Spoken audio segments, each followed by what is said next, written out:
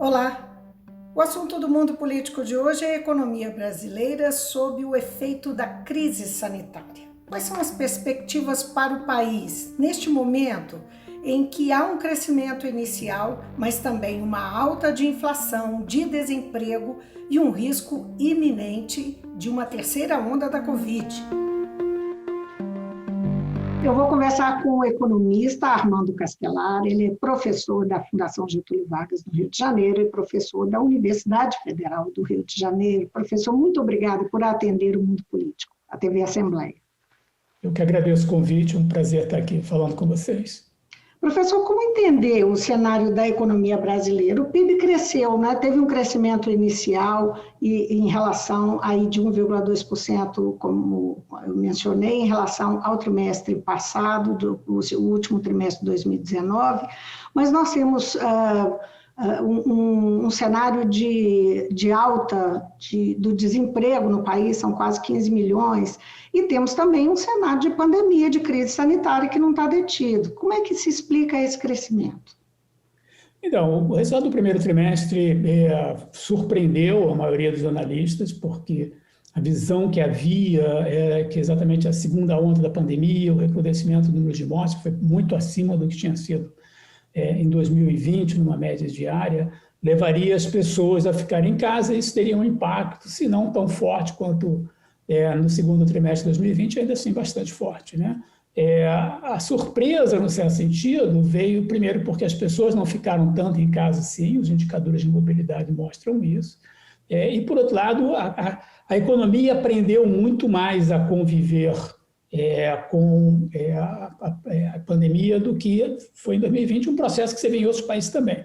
Acrescentaria, talvez, em terceiro lugar, o preço de commodities muito lá em cima, que ajudou setores que são menos sensíveis, porque não são urbanos, não tem a questão da aglomeração da mesma forma, são setores do agronegócio, que, né, obviamente é tudo feito ao ar livre, a mineração, que tem pouca gente, é muita máquina, o agronegócio também. Esses foram setores que, puxados pelo preço de commodities muito alto, ajudaram bastante o resultado do primeiro trimestre, né? Obviamente, o que ficou faltando, e isso aparece nos números do IBGE, foi uma recuperação mais forte dos setores de serviços que empregam muita gente. Serviços às famílias, educação, saúde pública, isso também ficou um desempenho negativo. Esses são os grandes empregadores, né? Em particular, muito emprego formal e informal que existe nesses setores. Então, ainda que o PIB tenha tido um resultado surpreendentemente positivo, bom, né? Isso vai levar o resultado do ano provavelmente para alguma coisa com 5% a mais de crescimento. Em termos de emprego, ainda a gente está devendo uma melhora mais substantiva. Nós ainda vamos voltar nesse assunto, mas eu queria explorar um pouquinho uma fala que você fez em março, de que a economia está completamente dependente da vacinação para que o país volte a crescer. Ainda está, não é? Qual que é a nossa dependência, levando em consideração os percentuais de vacinação que nós temos, menos de 11% de toda a população, 23% com a primeira dose? Olha, esses setores de serviços, que são os que geram emprego, eles são completamente dependentes da vacinação. Se alguma coisa, eu acho que a experiência desse primeiro trimestre mostrou isso, né? Mostrou uma economia que no agregado está se recuperando, mas que esses setores não se recuperam, que o emprego não se recupera. Para isso, a vacinação é fundamental. E, obviamente, sem a gente gerar um mercado de trabalho mais positivo, com geração de emprego, e, portanto, as pessoas tendo salário e tendo renda para consumir, vai ser muito difícil a economia continuar avançando num ritmo mais forte. Só as commodities não vão ser capazes de fazer esse processo andar para frente. Então, novamente, a vacinação continua de novo sendo absolutamente central para a gente poder sustentar um crescimento e, obviamente, ainda mais central para poder gerar emprego. Você se referiu a uma possibilidade de crescimento de 5%, não é? Isso é um crescimento, a gente pode considerar isso um crescimento forte, levando em consideração o tombo que nós levamos no ano passado e o quanto a economia andou de lado esses últimos anos? Não, sem dúvida, os 5% são muito enganadores, né? Porque, na verdade, o que acontece é que a média do ano passado ficou muito baixa por conta da contração muito forte do segundo trimestre. Então, a gente teve, de fato, uma recuperação em V, né? A gente está no primeiro trimestre de 2021 de volta, onde a gente estava no último de 2019, Então, recuperamos integralmente a queda com a pandemia. Então, o V se completou. Agora, o que vai acontecer em 2021 é que, na margem, o crescimento vai ser muito baixo. É possível até que no segundo trimestre a gente tenha alguma queda, provavelmente vai ficar perto de zero aí pelos efeitos da pandemia, tá? Mas, na média, né, essa média estável com um crescimento na margem não muito alto, é bem mais alto do que a média do ano passado, que, como eu disse, é muito puxada para baixo pelo segundo trimestre. Então, 5% é alto, é uma boa recuperação em relação às quedas dos 4,1% do ano passado, mas ela não é que a gente agora está numa trajetória de forte crescimento, não é isso, né? Na verdade, o que você olha, os analistas que o Banco Central consulta no Boletim Focus, é que eles preveem o crescimento na faixa de 1,7%, 2% para o ano que vem, não é? Mas são bastante fortes nesse ritmo de crescimento. O dilema que permeou a pandemia esse tempo todo pode ser, não é, entre salvar vidas e preservar a economia, e que antagonizou aí o presidente da República, o governo dele, seus adversários e governadores e prefeitos, enfim. Isso pode ser um problema ainda no caminho de uma retomada econômica? Obviamente, quanto mais tempo se demorar para controlar a pandemia, pior o desempenho, né? A gente acabou de ver, sem controlar a pandemia, os setores que empregam muito não se recuperam, sem se recuperar não tem emprego e, portanto, a economia vai ficar dessa forma muito desigual e com um crescimento da margem bastante baixo. Então, controlar a pandemia é absolutamente essencial. Obviamente que o caminho mais virtuoso é um avanço mais rápido da vacinação. Você citou taxas aí que obviamente estão muito abaixo da onde a gente vê países europeus. Há alguma esperança, porque a disponibilidade de vacinas tende a crescer um pouco nesse segundo semestre, e a gente espera aí que a população adulta, em grande margem, esteja vacinada aí no final de setembro, começo de outubro, né? A gente consiga fazer essa passagem, mas essa coisa de controlar ficando em casa impacta mais. Obviamente, volta a pandemia, a gente vê que a confiança do consumidor continua muito retraída, porque não tem emprego e porque continua assustado com a pandemia, então isso, obviamente, é uma limitação à recuperação. Então, esse dilema entre sair de casa para procurar um emprego, para fazer um consumo, ou fica em casa para não pegar a pandemia, é um dilema não trivial para as pessoas. Particularmente, a gente precisa reconhecer as pessoas de renda mais baixa, né? Que não têm redes de segurança, às vezes não tem poupança no banco. Nesse ambiente, com essas perspectivas, onde entra, né, nesse cenário econômico, a inflação? Que nós temos inflação, e a inflação traz aí o aumento de taxa de juros, né, que traz outras consequências. A inflação corrói, né, os ganhos dos trabalhadores, das pessoas, das empresas, enfim.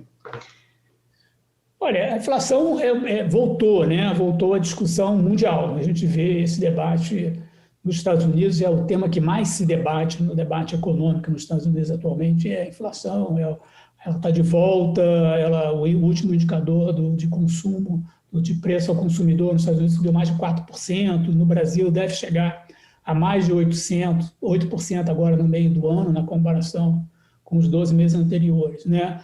Parte disso porque os preços caíram muito no passado, então a gente está comparando com uma base de preços muito deprimida, mas o ano vai terminar com uma inflação perto de 6%, e aí não é efeito base, aí é realmente uma inflação bastante alta.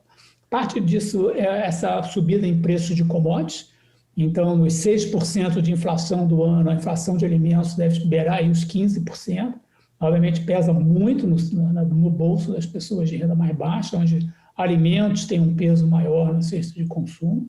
A gente está tendo uma alta muito forte em preço de energia, aí vale tanto derivados de petróleo, que subiram muito de preço esse ano, como agora a energia elétrica, com essa perspectiva de ter que se acionar as térmicas a diesel, para conseguir evitar um apagão. Então, isso vai bater com força em preços administrados. E no mundo todo, porque está todo mundo comprando bens e não serviços, tem uma falta de bens industriais. Então, as indústrias estão subindo de preço. Você vê isso no material de construção, por exemplo. O material de construção subiu muito de preço, porque todo mundo começou a fazer reforma em casa, já que não gastava o dinheiro nas férias, nem de viagem de avião, nem nada disso. Então, alguns itens estão subindo muito de preço, isso efetivamente é real, e como eu disse, a inflação esse ano vai fechar perto dos 6%, que é muito acima da meta de 3,75% que o Banco Central... A falta de insumos contribui com isso? Porque tem muita coisa que tá fora do mercado, que não se acha, que está em falta por falta de insumo, não é? Não, exatamente, isso bate no preço dos produtos, né, dos bens industriais. Então, você vê fábricas de automóvel fechando porque não tem insumo, algo que não, mundialmente vem acontecendo e não vai se resolver até meados do ano que vem. Vai passar mais um ano, aí, mais 12 meses nesse processo, a previsão. Isso bate na inflação. E o Banco Central está revertendo a política de juros bastante baixa que adotou ano passado, corretamente, até certo ponto, por conta da recessão toda que a gente teve com a pandemia. Então, tem um processo de volta a um padrão mais normal, né? Uma coisa que o próprio Banco Central tem chamado de normalização da política monetária. E o grande debate é se ele vai subir parte do caminho ou se ele vai subir todo. O mercado acredita cada vez mais que vai subir, de fechar o ano com a taxa Selic, que é aquela taxa que o Banco Central determina na sua reunião, em 6,5%. O Banco Central, até agora, mantém um discurso de alguma coisa mais baixo. Mas vamos ter que aguardar aí o ano se desenrolar para descobrir qual das duas previsões vai se mostrar mais real. Pois é, levando em consideração uma maior subida da taxa de juros, o aumento da taxa de juros aumenta o juro da dívida pública. É isso. O aumento da dívida pública significa ter que gastar mais, o governo ter que gastar mais para pagar a dívida pública e menos com política pública e menos para atender às necessidades da população. Isso num contexto de teto de gastos, onde as políticas públicas já estão atingidas. Como é que você enxerga essa perspectiva aí de uma alta de juros maior, desse ponto de vista? Bastante, obviamente, que tem consequências óbvias. O governo é o grande devedor, né, do país, tá certo? No ano passado e este ano, as contas públicas se beneficiaram muito fortemente de um juro sobre a dívida de fato negativo, quando se desconta a inflação, né? Então, o juro sobre a dívida pública, olhando em um período de 12 meses, tem girado aí por volta de 5, 5,5%, com uma inflação que está rodando aí em 7%. Então, nos preços ao consumidor, no deflator do PIB, que é usado para fazer as contas públicas, né, a inflação está ainda mais alta. Então, o governo está pagando juro negativo quando você desconta a inflação. É óbvio que isso reduz o peso dos juros sobre a dívida nas despesas do governo e é um fator que tem ajudado bastante as boas notícias que se teve também agora na virada do mês em termos de contas públicas. Mas vai mudar isso, não tem nenhuma dúvida. Acho que o juro vai subir, como a gente estava falando há pouco. O juro vai virar positivo, não tem muita dúvida sobre isso, vai pesar mais. Obviamente, o que a gente aprendeu nos últimos anos, desde a aprovação do teto de gastos, é que uma economia em que o gasto público não cresce num ritmo forte permite operar numa taxa de juros muito mais baixa. Então, a taxa de juros vai subir, mas não vai voltar ao patamar que era há 10 anos atrás ou 7 anos atrás, vai continuar. Então, quando o Banco Central fala de uma normalização parcial, ele está falando de levar a inflação, a taxa Selic, para alguma coisa como 1,5% acima da inflação. O mercado, quando fala de normalização integral, fala de 3% de juro real. Isso aí é uma fração dos juros de 10% até 20% que a gente teve naquela época que a despesa pública crescia muito e ela pressionava a inflação. Então, manter o teto eu acho absolutamente fundamental. Eu acho que é parte dessa nova realidade em que as famílias, hoje em dia, conseguem pegar crédito imobiliário numa taxa de juros muito mais baixa do que no passado. Agora, de fato, é uma discussão política importante sobre aonde gastar, né? Eu acho que é mais uma questão de quais são os gastos meritórios e os gastos não meritórios do que propriamente uma questão de aumentar todos os gastos, porque o reflexo de aumentar tudo é que todo mundo paga juros mais altos. O governo é o grande pagador, mas as famílias, cada vez mais, as famílias hoje em dia têm um nível de endividamento que supera os 50% da renda. O crédito imobiliário cresceu muito no Brasil, continua crescendo, apesar da pandemia. E para essas famílias poderem servir esse crédito, é fundamental que a gente mantenha os juros no patamar baixo. A única forma de manter os juros no patamar baixo é a gente segurar o aumento do gasto público total. Professor, pegando o gancho sobre renda, esse quadro de melhora da economia, em que medida ele alcança a população brasileira como um todo, levando em conta o nível de desigualdade brutal que nós temos, né? De pobreza, de estratificação social?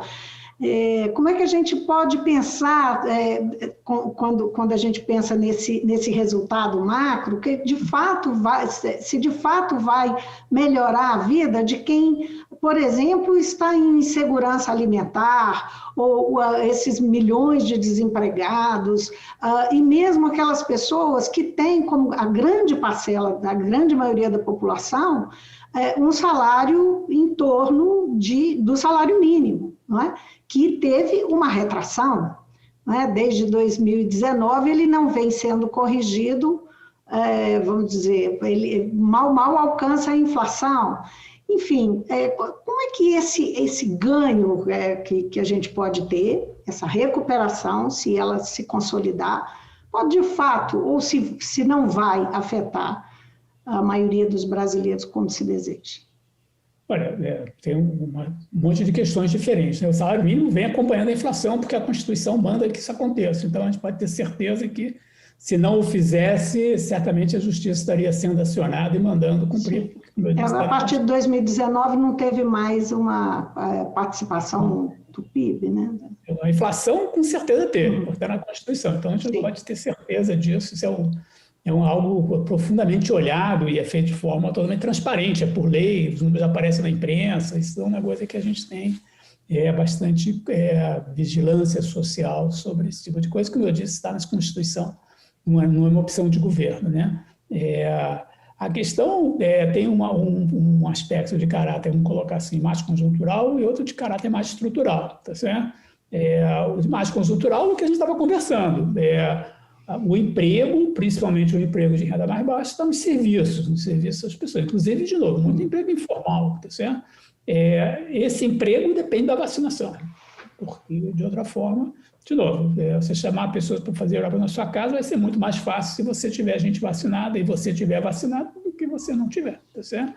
Então, isso claramente é um processo que depende do que a gente conversava antes, da vacinação. Não vai ter alternativa, não é baixar juros, não adianta, isso não vai resolver, tá certo? Não vai gerar emprego sem esse tipo de medida, tá?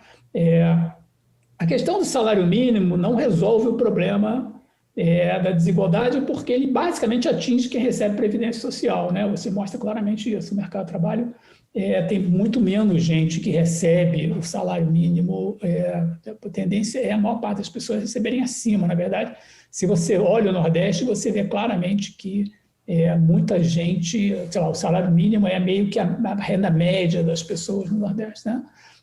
Eu acho que programas como o Bolsa Família são muito mais eficazes em chegar às pessoas mais pobres, eles são mais focados do que políticas voltadas para subir o salário mínimo em pessoas pobres. Tá? É óbvio que quem ganha salário mínimo não está nos mais ricos, não estou sugerindo isso, tá certo? Mas os mais pobres, eles são muito mais beneficiados por programas de transferência de renda como o Bolsa Família, né?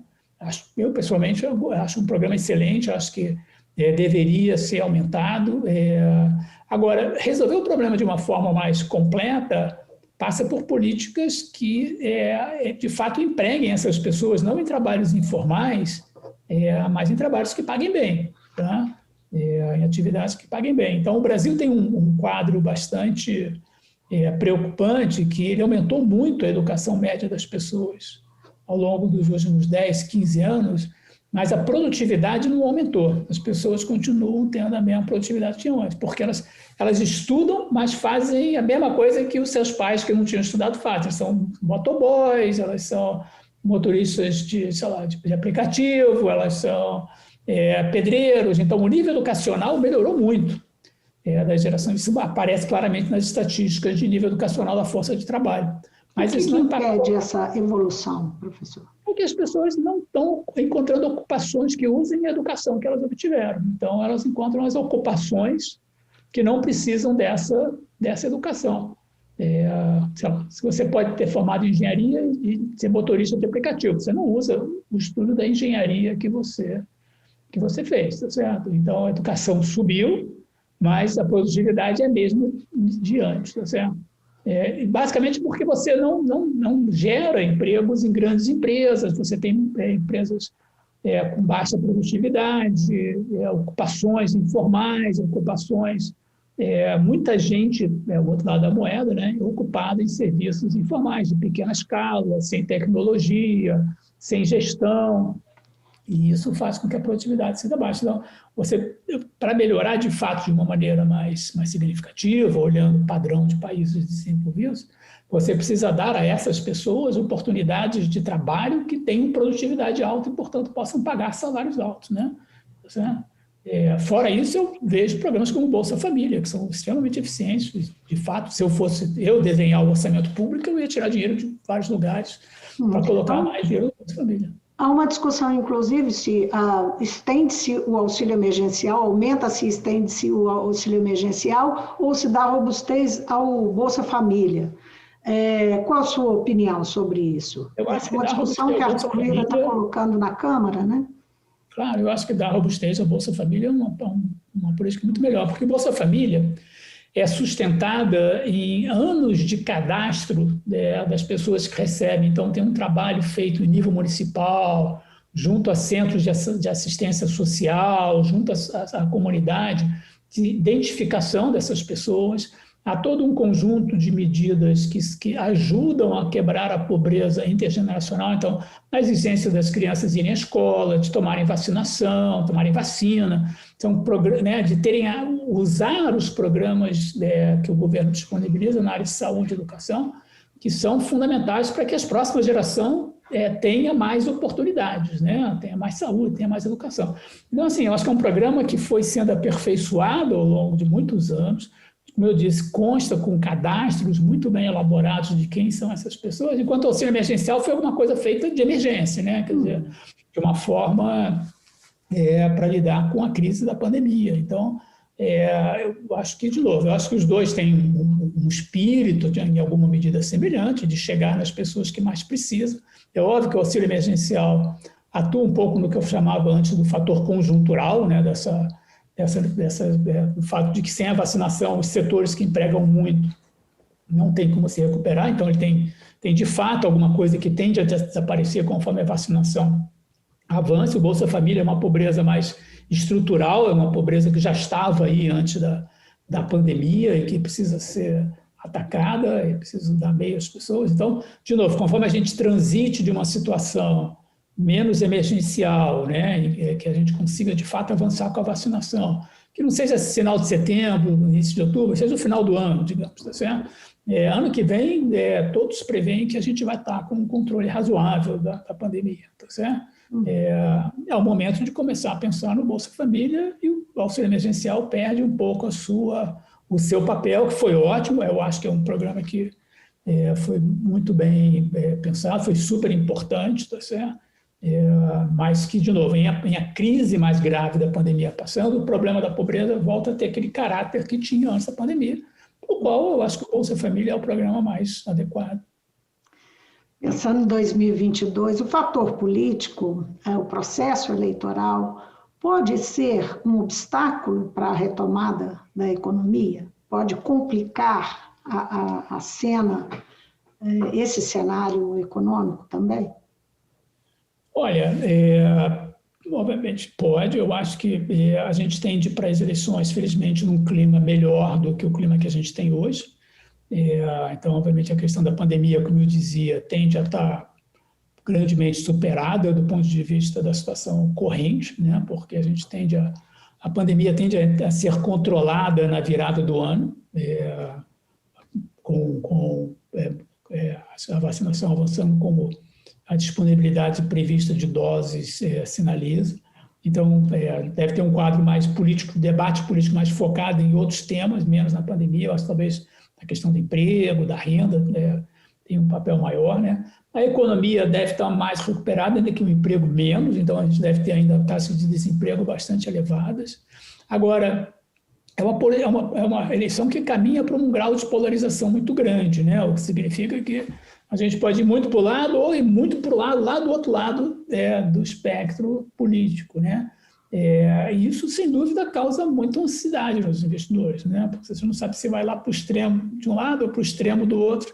A gente acabou de ver, está vendo, na verdade, está rolando em tempo real, as eleições no Peru, onde a gente tinha um quadro semelhante, a gente tinha 2 candidatos no segundo turno com posições extremas no espectro político e no espectro de políticas econômicas, né?